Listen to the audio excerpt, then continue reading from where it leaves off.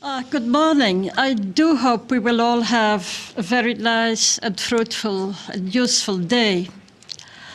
And I would like to say from the outset that if the start of this day is not as satisfactory as you would like it to be, you will have to blame Vedran, because he had the idea of asking me to give an introduction.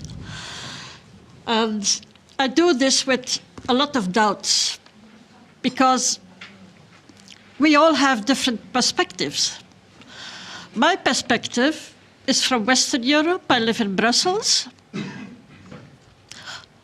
I know Belgium, France, Holland best, and I live part of the year in Latin America, Mexico. So that is my perspective, and I do not know whether that is the same as yours. It probably is not. And let me add that the main debates that I have are with the radical left, which means that my points of view are mostly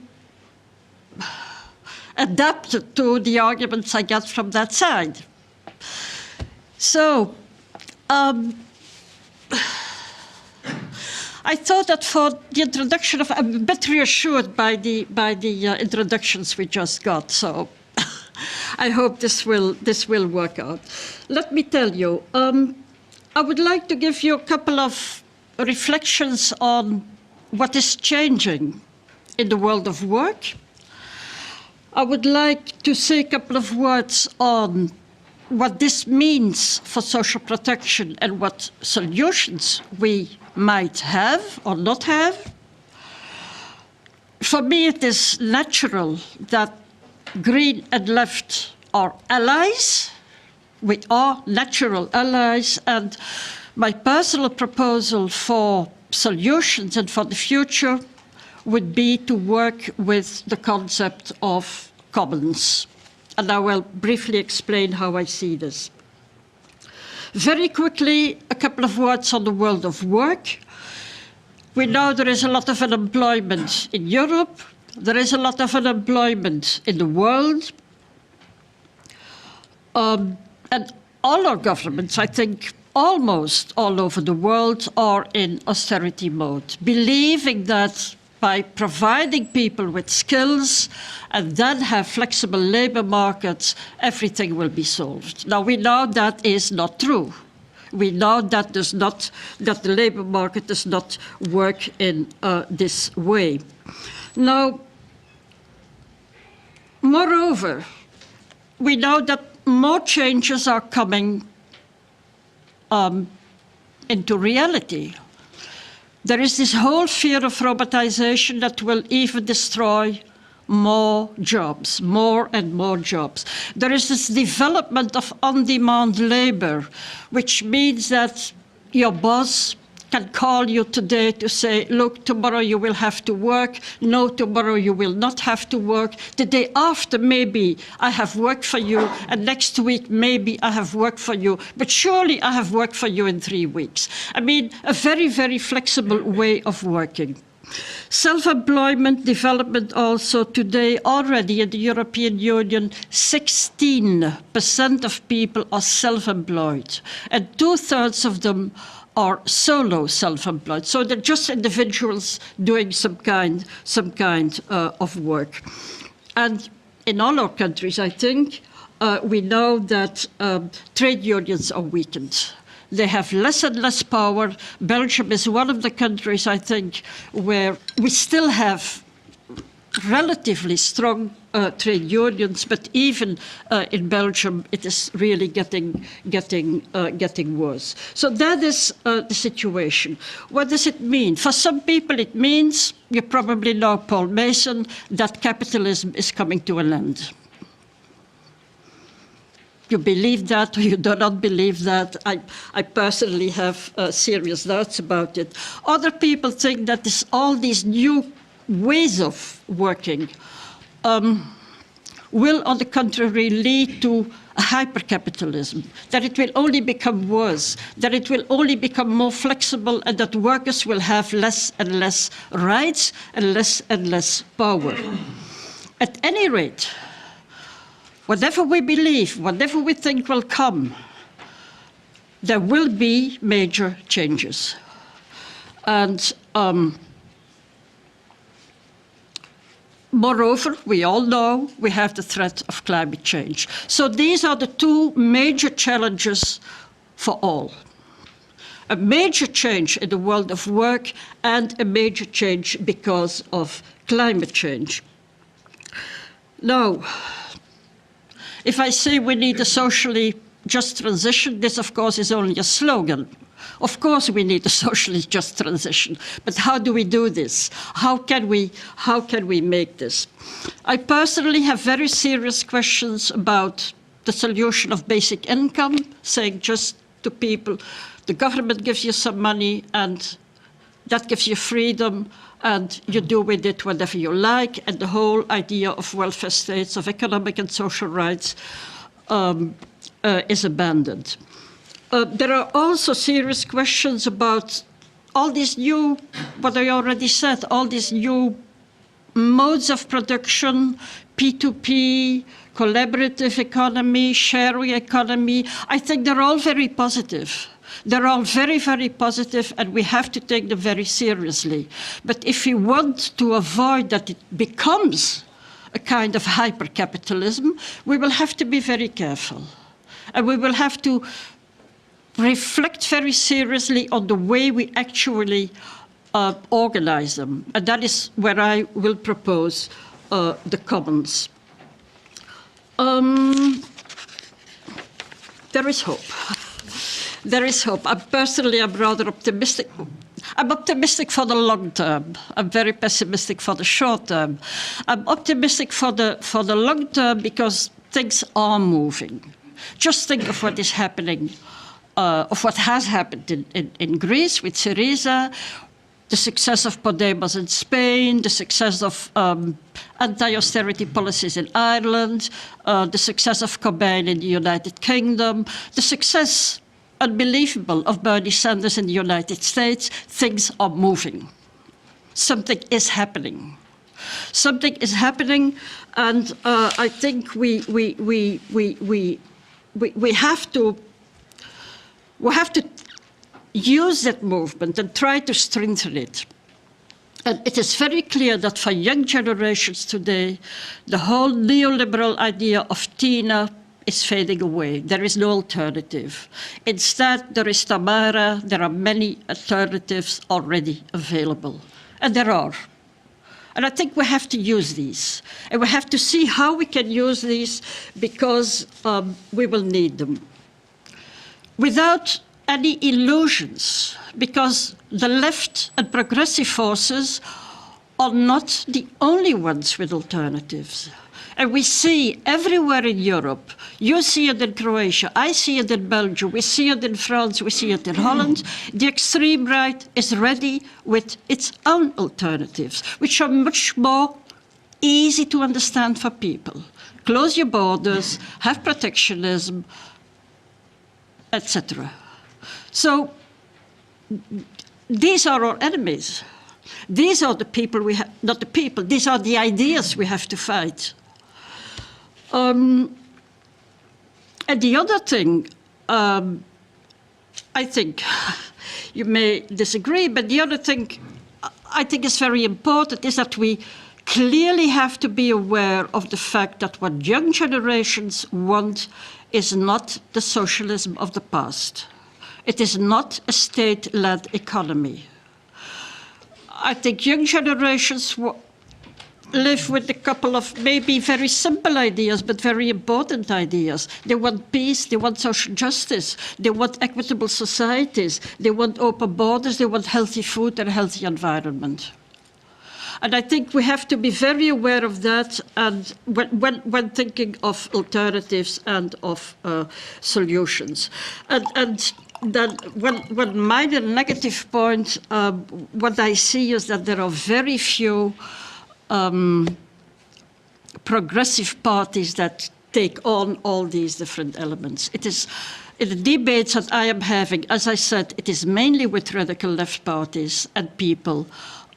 It is very difficult to get some ideas across. So I think we have to be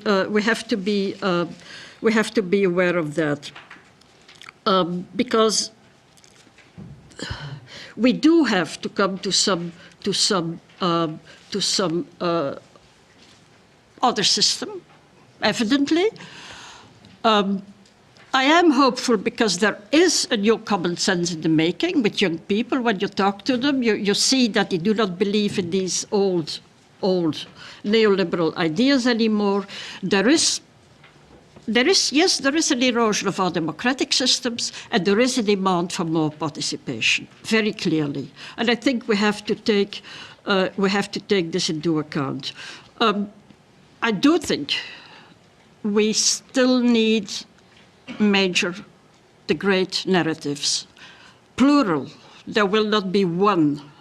I mean, there is divergence among us. That's good, that's positive, but we should be clear about what we want. And we should be clear about the direction in which we are working. A new common sense in the making, yes. The positive thing is, and I think this probably is more or less the same here as it is in Belgium and France and Holland, people are doing things. People are not waiting anymore. People are organizing themselves. Everything, this is very clear in Holland.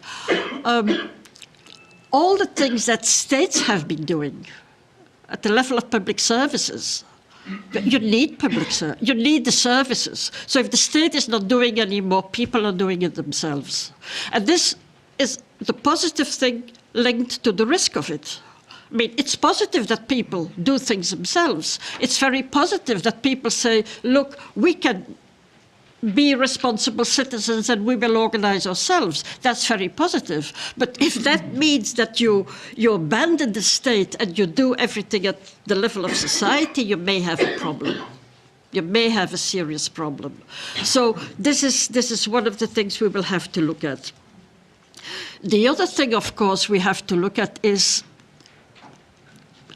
if we have all these small-scale initiatives, do they really help for changing the big system?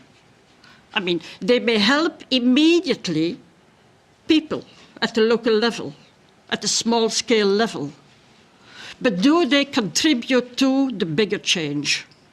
And that is why I put that question, because whatever we do, and whatever we organize at the local level, we should always ask ourselves, does this do anything for changing Monsanto? Does this do anything for changing Goldman Sachs? I mean, if we only work at the level of the small revolutions, we may help ourselves, yes, but we may be totally marginal and parallel to a bigger capitalist system that goes on unchanged. So that is where we always have to ask ourselves, what we do at the local level, does this contribute to major changes? And that, of course, is the main problem.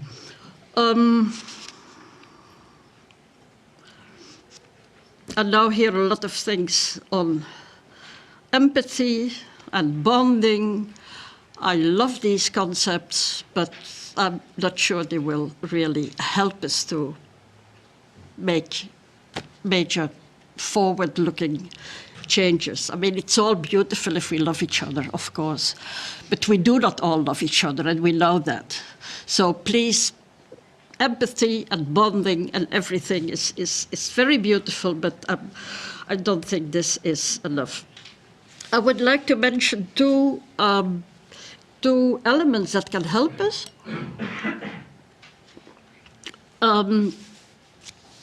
Two contributions, one from feminist economists and one from the climate justice movement. They're very parallel. I mean, feminist economists have been saying for a very long time that the dominant economic thinking is wrong, because it does not integrate the whole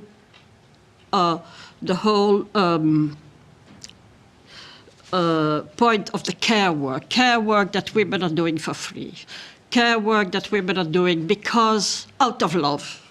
They do the household work because they love their husband, they love their children, they think it is necessary. Care work is economic activity, and care work should be integrated into economic thinking. And that is what feminists have been telling us for a very long time, and I think they should be taken seriously in the end. And the other thing, of course, very parallel is the climate justice movement, well, the environmental movement, in fact, saying that nature has always been externalized as well. Nature does not enter into the dominant economic thinking. So these are the two elements that have been externalized from the economic reasonings, and they should both be integrated.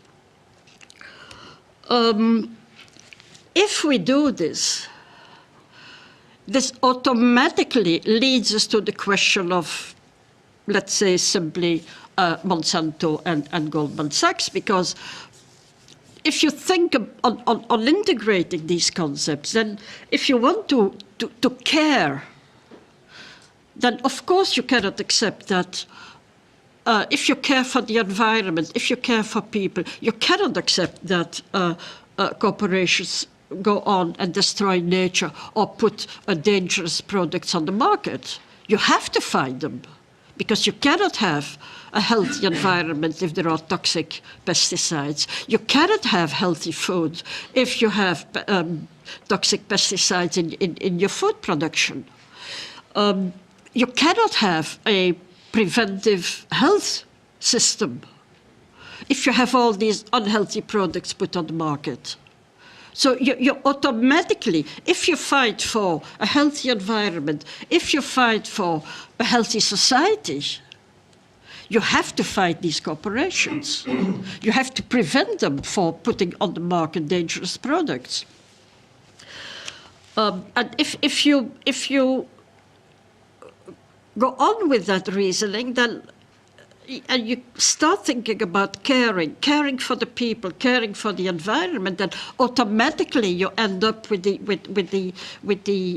conclusion that the economy has to care for the people, the economy has to care for the environment, the economy should only put on the market products that we really need, products that can take care of people and of nature, and not anything else. Not the products that we do not need, not the services that we do not need, but the services that we do need. And then we can see that, of course, if we think about this care work, and if we put care in the center, then we automatically also end up with all the public services like education, like housing, like health services, etc., etc. So by just integrating the concerns of feminists and of environmentalists into the economic thinking, there is this huge task awaiting us in order to really take care of people and of nature. And if we go on with the small-scale activities, and we should go on with the small-scale activities, at every moment we have to think of how these small-scale activities, these small revolutions, can contribute to the bigger change.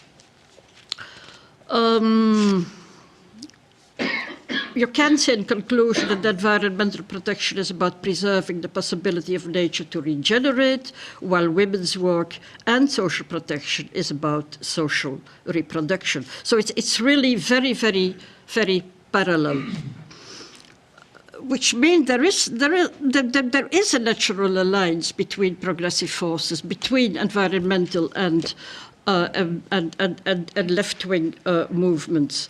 They go hand in hand, and they have to go hand in hand. How do we do this? I mean, it's easy to say that's how it is, but how can we do it? How can we practically contribute to the changes we need? Is first of all an awareness of that we do need the transformative change, and the awareness that we are faced with power relations. I mean, there's nothing we can do, or very little we can do within the current power relations. We have to change them. And changing them means that we first have to broaden our audience. And we can broaden our audience, I think, by also changing ourselves so that we can speak to a broader audience and convince a broader audience. Personally, I would like to promote the concept of commons, the French way. That is Dardot and Laval, who are two, I don't know, economists, philosophers, but who are proposing a concept of commons different from common goods, and as a result of political action, as a result of a co-activity, as a result of a collective decision. Let me give the very simple example of water. Water is a common good, clearly. We all need it. We all need it. We cannot live without water. It is a common good. But it will only become a common if we, as a political community, at whatever level, it can be the local level, can be the national level, can be the global level, which is a bit more difficult for organizational reasons, of course, but if we as a political community decide that water is our common, and that we will decide who has access to it, how we manage it, how we monitor it, and take it into our hands. We will never be able to do this without a state, because we will need a state in order to guarantee our rights. But it will be in our hands as a political community. And we can do that for a lot of things. There are many, many examples to give. It is clearly a fundamentally democratic and emancipatory exercise. We can do it for many things, to begin with production. I mean, I guess you have some experience with self-management. But I mean, if you think of all the experiments today with cooperatives, with P2P systems, with sharing economy, it is the activity, it is not only the products that can become common goods or commons, it is the activity itself that can be a common. Because we decide on it ourselves. We are together are the owners of the means of production. We decide what we produce and for whom we produce. So production itself can become a common. Our money can become a common. Now our money is created by commercial banks. It is really a perverse system. I mean, this has to change. And we all need money. We need money to live. We need money to survive. The money is ours. We should decide on it. We should decide on it on who can create the money, etc. Our environment and different elements of this environment. My personal research goes on social protection, because I already said I'm not so happy with the ideas of basic income. I think we should change fundamentally our social protection systems, see them as commons, because they are ours. Social protection is ours. We have to decide what we want, how to organize it, decide who has access to different rights in what circumstances, and so on. And I think that is perfectly possible and would be a much more just solution. Democracy itself, I mean, how to organize the participation of people. All these things and many more can become commons. And that is the proposal I would like to make for a future, because I do not know how it is here, but when I speak in Belgium or France on social protection, young people look away. They're not interested. That's not for us. It's something of the past. And then you speak about commons, and oh, they listen. So it is also a way of broadening the audience, of focusing on the importance of economic and social rights, because I think we should certainly not abandon the whole series of human rights we have, and we know that all our human rights today are threatened, and I think this is a very important element. Now, at this point, maybe some people in the room will want to kill me, but I think that with this concept of commons, you can overcome a lot of dichotomies. It is not about state versus market anymore. Not because you're looking for a middle way, but because a number of elements become irrelevant. We do need markets and we do need the state. But it is not the ownership itself that will determine the efficiency of a system. Some elements can become partly irrelevant. And again, it is absolutely not searching for a middle way. It is not a third way. It is a new way of thinking. Because what we see is that the most important point is that we as citizens need control over a lot of things and need the power to decide on a lot of things. But we will never be able to do it without the state that will be necessary for guaranteeing rights and so on. I even think that capitalism and socialism, that capitalism cannot and should not survive. I think we're all convinced of that. But if we talk about socialism, we may all want it, but we surely have to redefine it.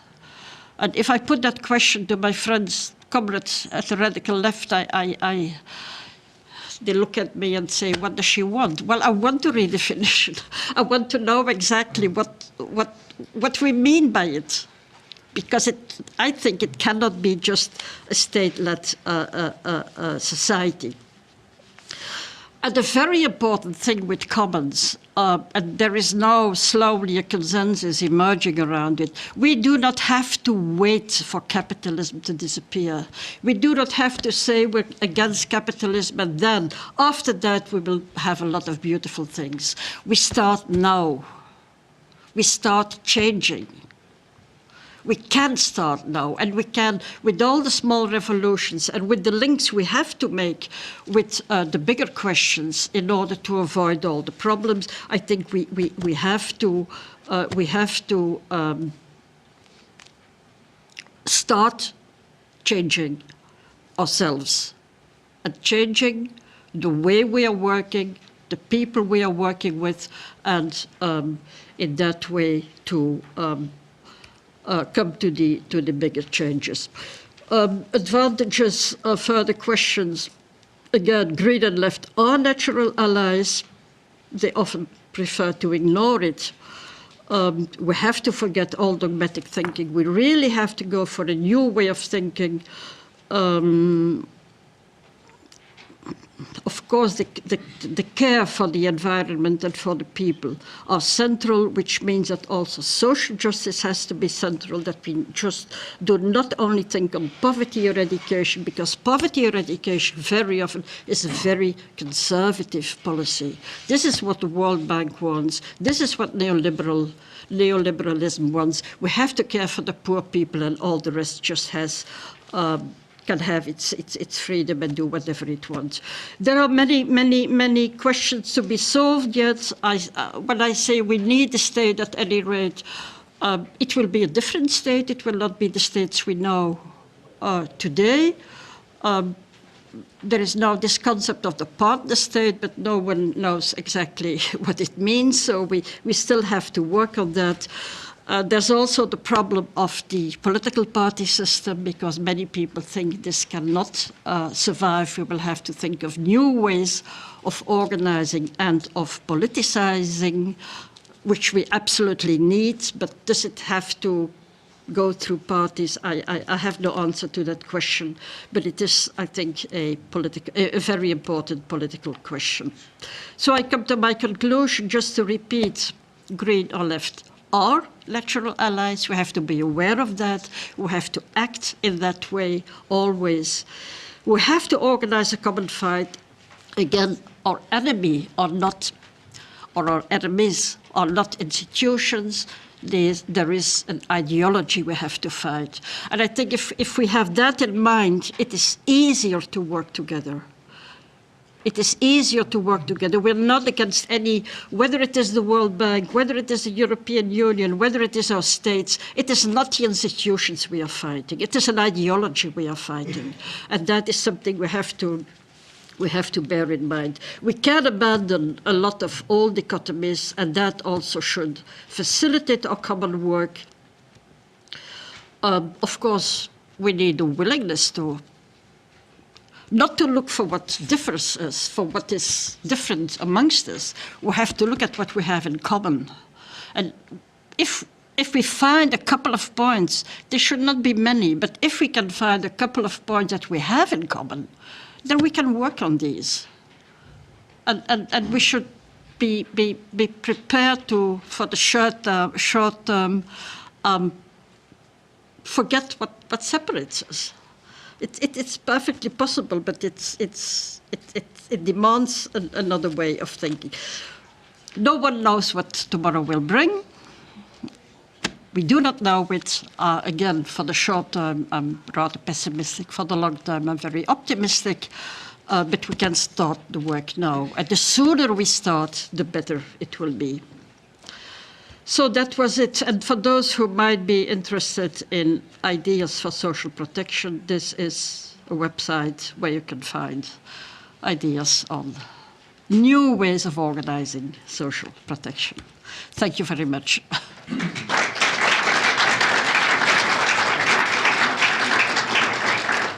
We have time for questions, comments, or any sort of feedback. It is very interesting to see and hear an overview of practices leading towards commons.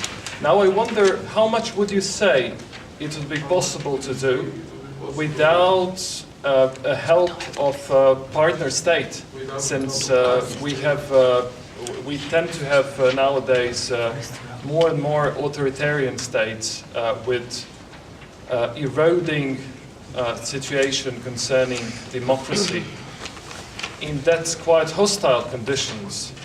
How much would it be possible to do in terms of commons?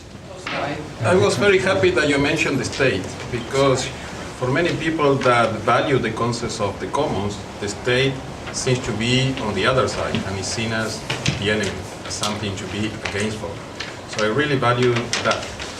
But I tend to disagree with you when you mention that there is a talk about the partner state, but nobody really knows what it means. I partly agree in the sense that there is no blueprint about the partner state. In fact, there is a blueprint, because Michel Bauer, for the Block project, produced a whole report about the meaning of the partner state at the request of the Ecuadorian government. But even though there isn't such a blueprint, at least finalized, there are many thinkers and even networks of thinkers and activists that are getting closer to that idea, coming from very different traditions. Eric Olin Wright, for instance, in the context of the Real Utopias project, he theorized the idea of the state. He doesn't call it the partner state, but it's more or less close to that. Some of us in the context of the Municipal Service Project, for instance, has been working also around the same idea about the role of the state vis-a-vis the common in relation to public services, for instance. So it's not that there is a vacuum. There is a lot of people converging into such an idea. Yeah, it's very much follow-up. we also, I think in Croatia, and some other fellow activists and thinkers think about the commonizing the state.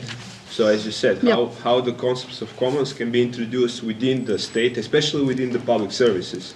And a lot has been already done in terms of public services, public alternatives, in terms of water that you mentioned, and now more and more with energy, etc. But maybe the social protection as something, as a part of the welfare state service, is something that you work a lot on. And maybe you can give some examples and models how the old type of social protection service can be transformed into something that would look like commons.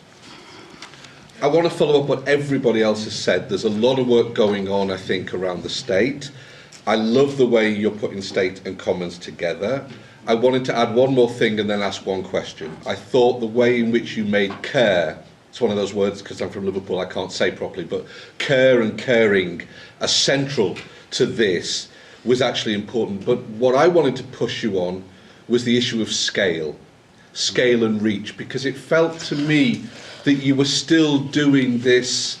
There's local, then there's national, then there's regional, and then there's global. And I think there's a lot of thinking going on which is actually arguing that that's not how things are. Networks and proposals actually kind of can reach and jump scale in a way. And therefore it's not either work on local projects or on Monsanto. Absolutely. It's like think about things that join those things together. Well, I have two things. One is, do you know that there have been critics on reducing commons to a sort of state affairs? Sure.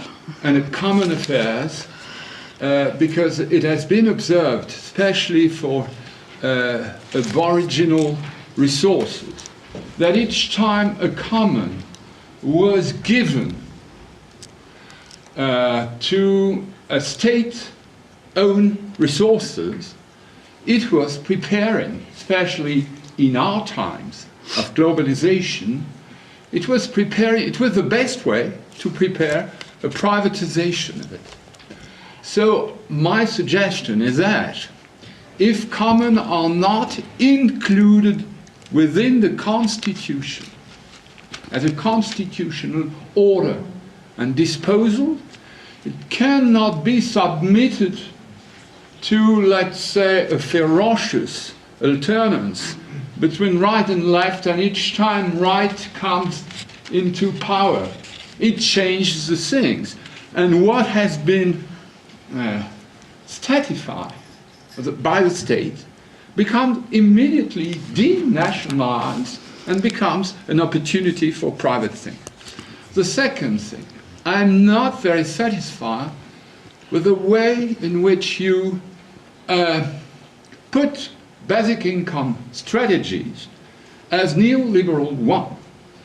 I think the problem for universal, I prefer universal income or citizen income, of pollination income, whatever you give it, what name you give it to it, you must consider the level of it. That is, if you give for 500 euros, you get rid of all the social protection it is worth and the present state. Because, for example, in France, more or less it corresponds to 100 euros per month per worker. 1,000. Well, maybe, well, anyway, Sorry. I think that if you have a universal that is from birth to death, universal income, very high, that means at least at the minimum, at the level of the minimum wage today, and you propose it as a constitutional disposition, and naturally you keep insurances, benefits for pensions, retired people, care, all that sort of things, you don't have the problem you mentioned about a basic income as a lentil dish for all the welfare state. So my problem was that do you think you really have experiment what are, in as much as in Europe, maybe you are far from here, it has been proposed very recently. You have at least 3 initiatives, one at a common level in Antwerpen, another in Finland, a third that has been discussed in Switzerland, and I think that if the Greens don't have this objective as their main social goal to reduce poverty, they are absolutely insignificant. So. What is the partner state? We don't know. We don't know, but what maybe it is also a question of generations. I'm old. I tend to strongly believe in the importance of states. And of course, you're very right, Paul. You cannot only see it in a hierarchical, vertical way from the local to the national, to the European, to the global.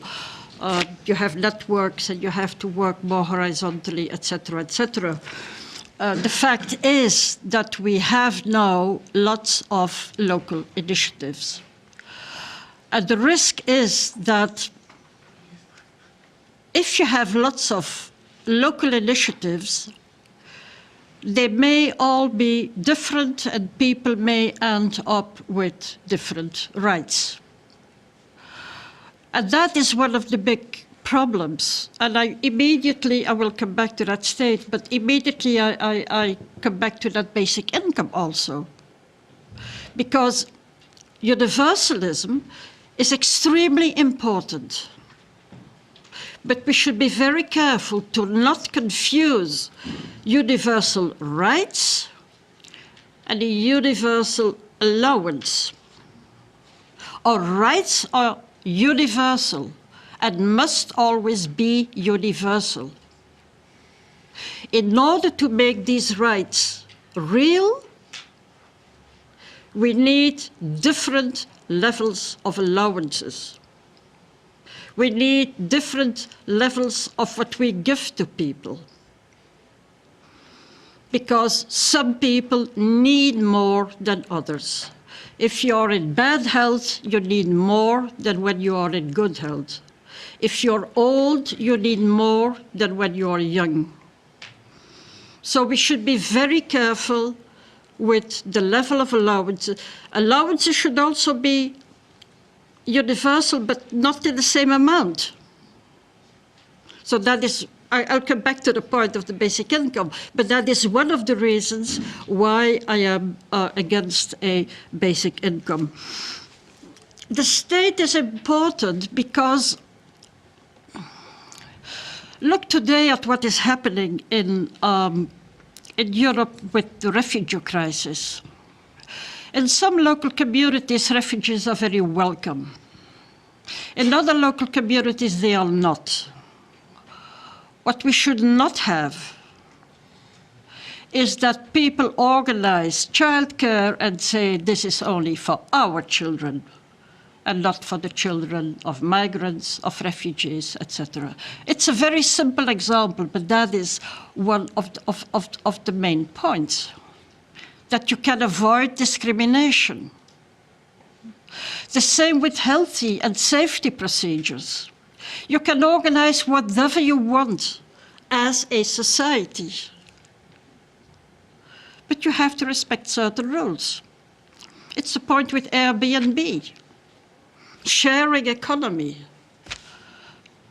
Okay, but what about the safety procedures in the rooms or the apartments that are let? I mean, we need a state, or let me say we need a public authority. We need a public authority, maybe that is better, to determine the rules. Otherwise we have problems, and we will have problems.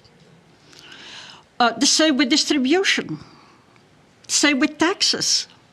Who will decide on the level of taxes? A public authority.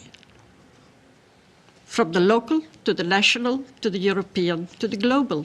So we cannot leave it all to society and to citizens. We need to think of public authorities in order to define a couple of rules.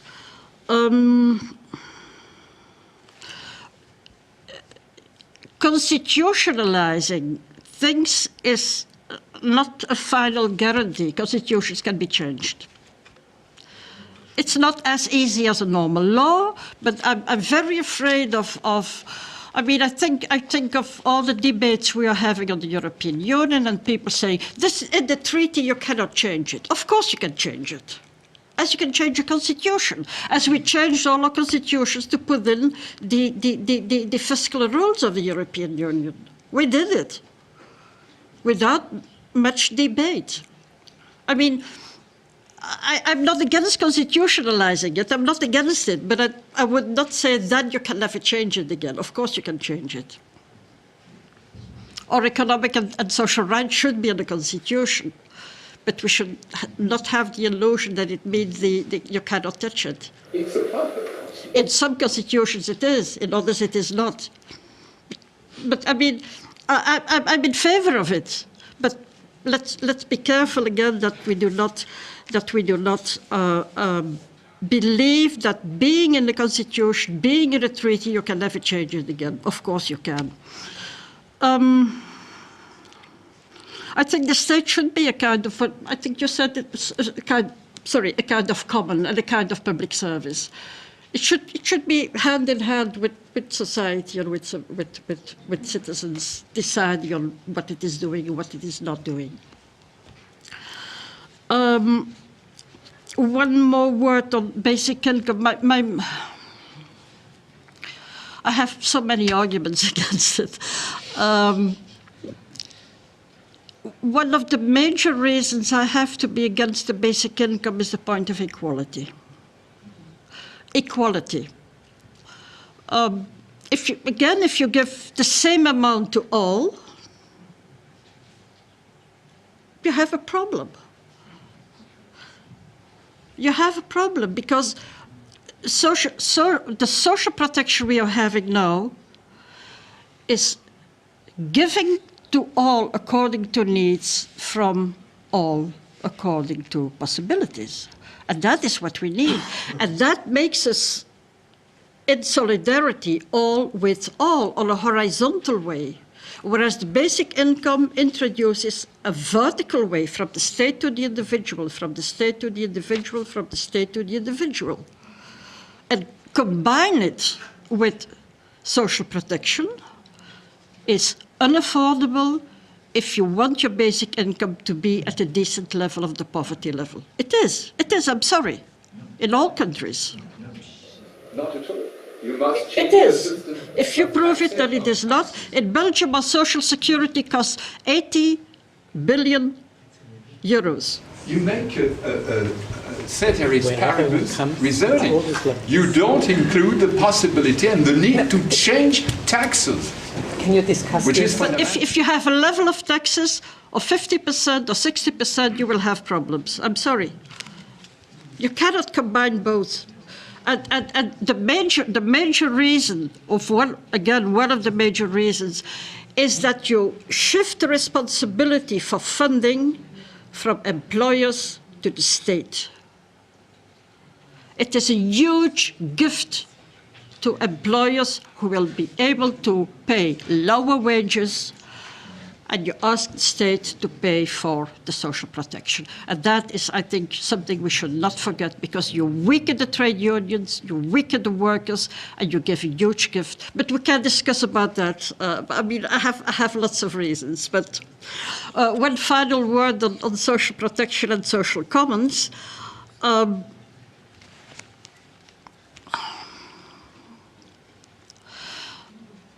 It is the same as basic income. It does not exist yet.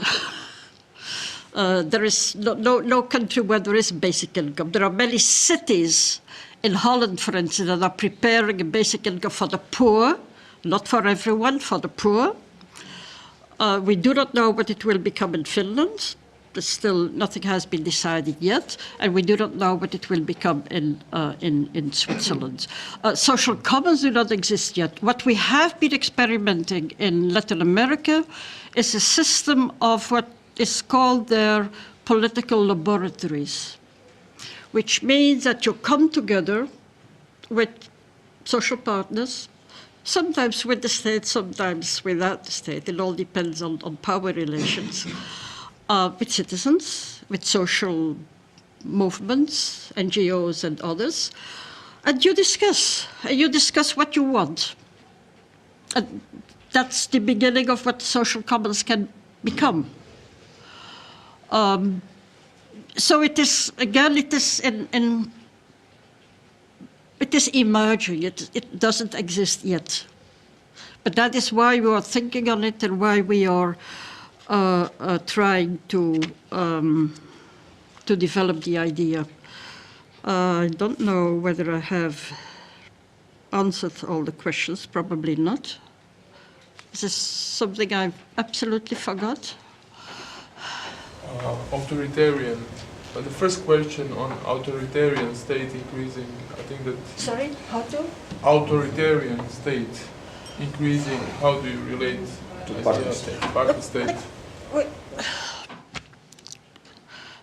That is all a matter of power relations. I mean, in the current power relations, there is nothing we can do. We have no power. Progressive forces have no power. So the first thing we have to do as movements, as parties, is finding a message and a narrative that speaks directly to people and that can convince people that we have the solutions. But as long as we work with parties that do not have 5% of the vote, we are lost. And if we have, as you say, a common state, if we have a state that can be seen as a public service, then it is we who decide how authoritarian that state will be, or not. I mean, it is a constant dynamic. We should not think that once we have a solution, we can put it into place and then all problems are solved. That will never be the case. So we constantly we first have to have a broader audience. We then have to change systems, and we then have to constantly work and try to improve and to maintain what we have. You will never have a final solution with which we can live and then all, go and party. That will never be the case. So I have actually two comments, and one which maybe you can reflect on. The first comment, I'm really glad that you have emphasized that it's not like local activism versus Monsanto or global activism, but it has to contribute to a bigger picture and have to fit into all elements. I absolutely agree, because I think what we have seen in our movement, that's kind of like it's splitting, or maybe split is too hard word, but it's fragmented by such approaches. But we have to still develop what's this common goal, or let's say objective, and maybe the major pathways to that.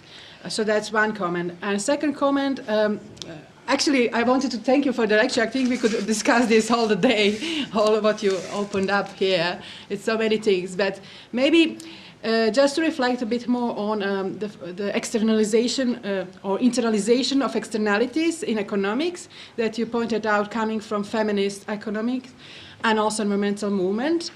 And this is something that I was also convinced that we should do. At least it's something you learn in environmental economics, that if externalities would be internalized on all the damage to environment, for instance, then, economics would function differently. Nowadays, I'm not sure this is neither possible or good, because in terms of possibility, some research show, even for oil industry, if all external damage was internalized in terms of monetary value and economy, this would not be profitable. Good. So that's one, yeah. So that's good. But there is downside of that, because if you want to, let's say, internalize the damage to nature, and then you put monetary value on everything. So firstly, is it possible? And even if it's possible, is it something we want to go? So maybe another approach would be better, that we actually define which level of damage or exploitation we don't want, or we want, or we can afford as society. And then so we don't include everything into economics, but we kind of constrain economics by limits and needs of society and environment. Exactly. So if you can comment on that bit. Thank you.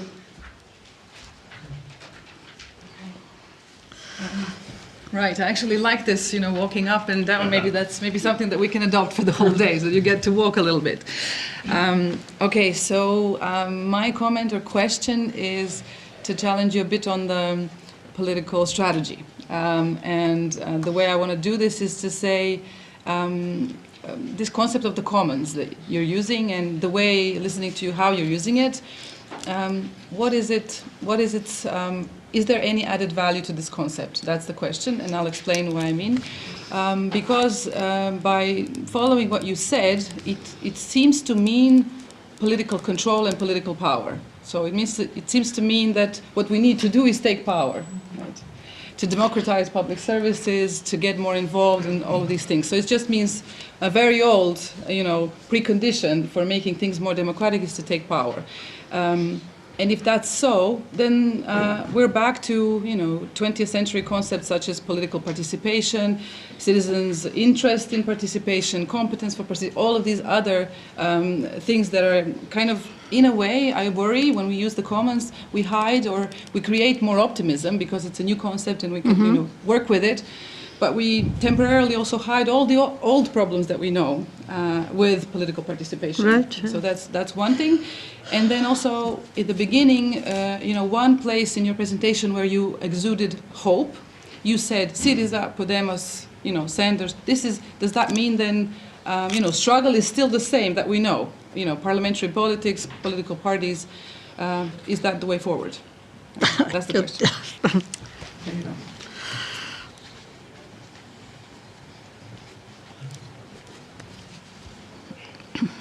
We have one more. Well, maybe just shortly on the thing with the universal basic income.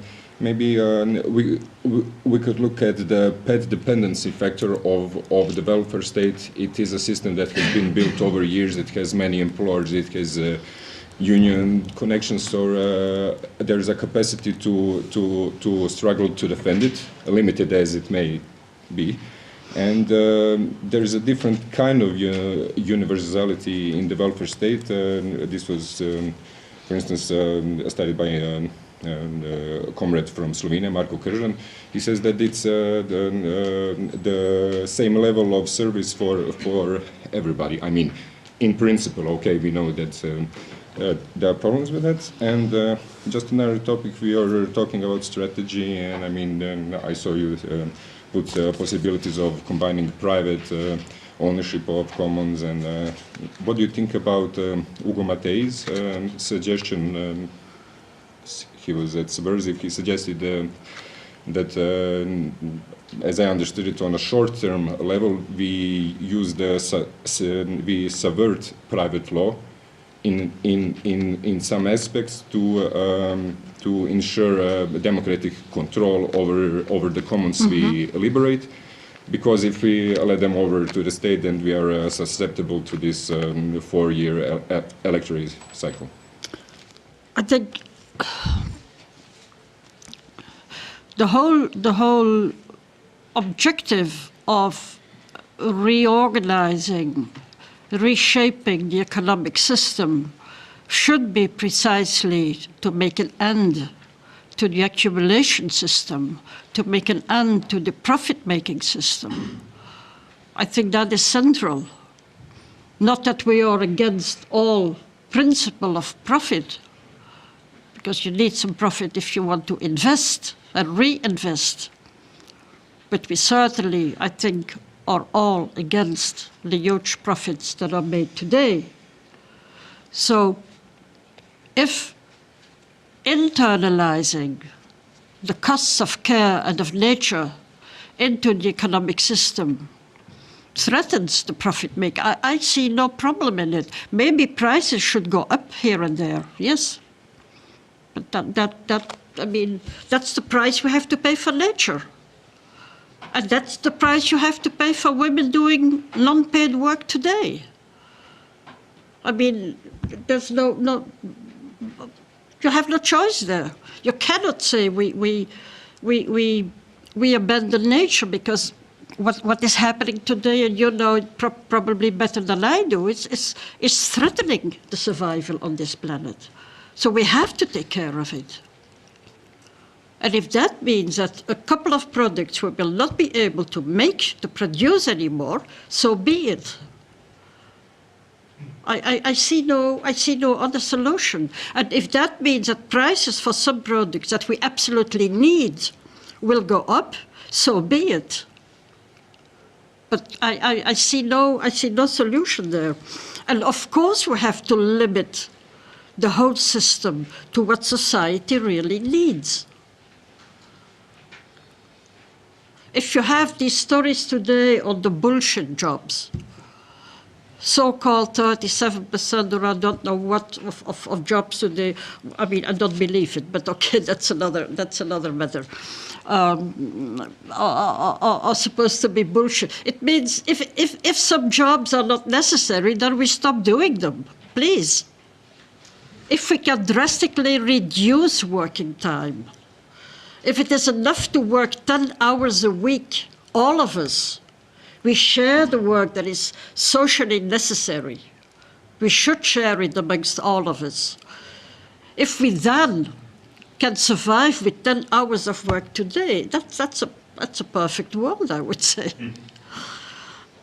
I mean, we should not work for having full employment at 40 or 50 hours a week. I mean, that is not necessary, and that is not a good solution, I think. Yes, I agree that if we talk about commons and the possible added value, I agree that there are problems with participation, there are problems with, there will always be. But again, I think that in terms of possible solutions and in terms of alternatives, I do not know of people who have come up with anything better than participation and citizenship and responsibility. So we should probably work for better methodologies. I don't know. But the political party system, to be honest, I have no answer. I have questions, I have doubts, I have no answer. I do not know. I do not know. What is important, I think, and then again, looking at my own sector of social protection and social policies, what is important is that people who, and then again we come to basic income, that people who receive allowances, benefits, whatever, that they also become political actors, social actors. Because that is the whole problem in Latin America today. If you look at what is happening in Brazil, with Lula, who has introduced lots of social policies, who has really done good work, who has reduced poverty considerably. Now, all these people think they have become middle class, and they are against the PT and Lula and Dilma. And that is a real problem.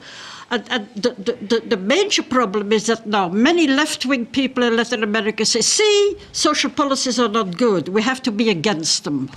Then I think, no, wait a minute.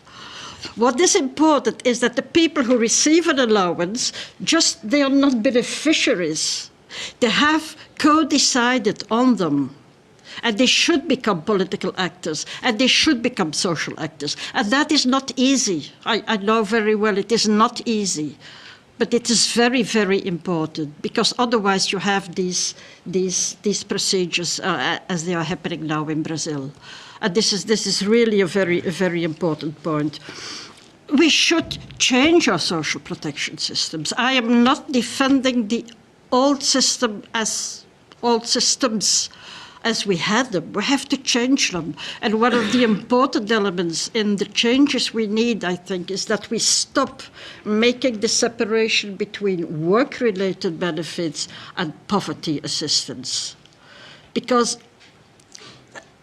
especially with all the migration movements we have today, with the refugees coming into our countries, if people are poor, they accept any work at any wage. And if you want to protect your workers' rights, you cannot continue to do it if there is a whole army of poor people next to it who accept all that other work, all the work at any wage. So you have to make one coherent system, because otherwise you're losing out, you're losing. Workers will be losing and poor people will be losing. And then again, it's a problem with basic income. If all people have a basic income, of course your boss will not continue to pay the same wage. He will only pay half of the wage or a quarter of the wage, so that in the end you receive the same. But that also means your employer gains and you lose in power. So we have to change our social protection systems. But never also forget that with basic income systems, you directly depend on the state. If the state wants to change or wants to cut its budget, it's very easily done. It just cuts the budget and it cuts your basic income or reduces your basic income. So what we have today already, and I guess it's more or less the same here, that for workers at any rate, you have a system of contributions.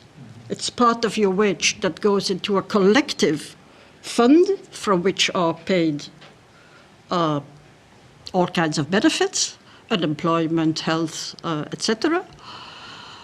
So there is already a participation of workers and of employers. That should be broadened. That should be broadened. There should be a larger participation, and not just giving the freedom of the basic income and then anything else, I don't know. Okay. I think we can make a break here. Thank you for your lecture. We continue with the next debate in 11:45, so in 20 minutes. We have a break now.